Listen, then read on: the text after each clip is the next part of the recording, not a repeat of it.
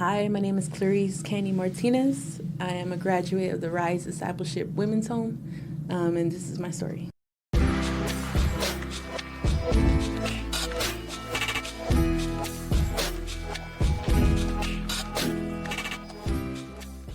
My life before coming to the home was rough. I was addicted to methamphetamines. I was addicted to more of this, more of that, and just a very angry person.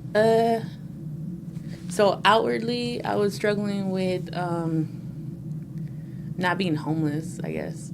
And inwardly, I was struggling with my identity. The lowest moment before coming into the home for me was losing my son to my addiction. Lost my son. He was 3 months old. He tested dirty for methamphetamines because of my addiction, and I went to this domestic violence shelter because I had just got beat up for stealing somebody's sack. And so I went to this shelter, and I would leave my son with this lady, one of my roommates, to watch him so I can go and get high still. And the ladies there at the shelter who ran it, one of my advocates, called CPS on me, and they did like an immediate, you got to do a UA, and then they tested him as well. And like later the next day, they ended up taking him from me. I finally said yes, coming to the Rise home after being told twice to come to this home by a brother who graduated from the home. Because I was hearing voices, I was feeling like ghosts, or like a spiritual attack, is I guess what we'd call it in the home. And I was like just so tired of it. But that brother, every time I was around them, they would speak about Jesus. And I was like, what? It kind of threw me off, because every time I was around that person, I didn't feel like all these entities around me are hearing these voices. And so I was like, let me listen to him, because that's the only person I kind of feel safe around. And so I called the number, came to the home, and just like soon as I got to the home, I was just like so tired, like could barely keep my head up. Yeah. I guess I was afraid if nothing changed that I'd never get to see my son again, or my daughters that I have. When I first got to the Rise, it was a culture shock. It was an experience like I've never experienced before. It's kind of like living with distant family members that like try to love on you, and they're just figuring each other out at first, but like just being shown a lot of love, even though, and there was nothing to love about me at the time. Who encouraged me the most? I would say all my leaders encouraged me the most. They helped me think differently, to see myself differently, and just to show me like the truth of where it says in the Bible, like, nah, you're not a mistake. You're a masterpiece. You know. I don't think there was just like one moment. I think there was a couple of moments where he just like flexed on me. He would just show me like, man, I was just thinking that, and someone spoke on it. Like, that's wild. Or it just a lot of moments in the home where you kind of get amazed by like, dang, no, this God thing is for real.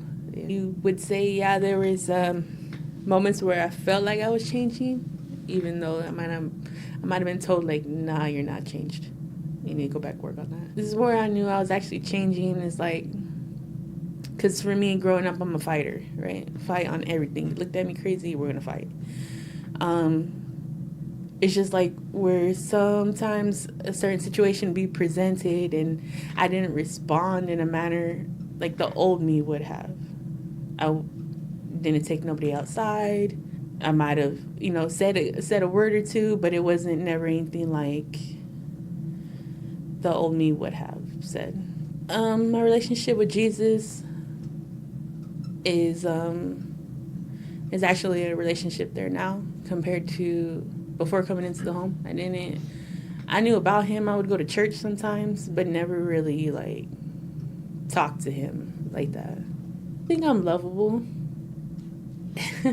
So, like, the women in the home, they love on me even when I have my moments sometimes. I'm excited just to see,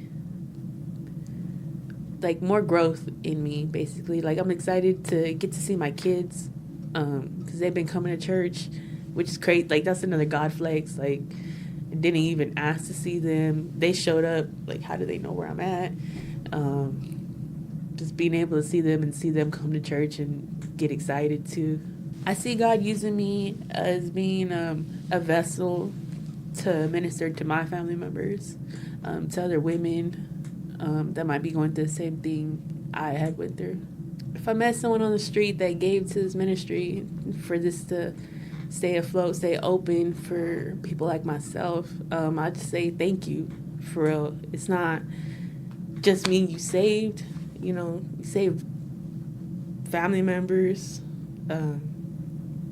Like, my daughters have their mother back, so thank you. If this story resonated with you, if you or someone you love is struggling with addiction, alcoholism, or bondage of any kind, please know there is hope. You're not alone. Our intake number is listed in the description below. Don't hesitate to reach out. Freedom is just one phone call away. And if you'd like to be a part of our transforming lives, just like this one you saw today, there's also a link to give. A recurring gift of just $50 a month helps us continue offering a safe place for healing, discipleship, and restoration. Thank you for partnering with us to bring hope to the hopeless and light to the darkness. Have a blessed day.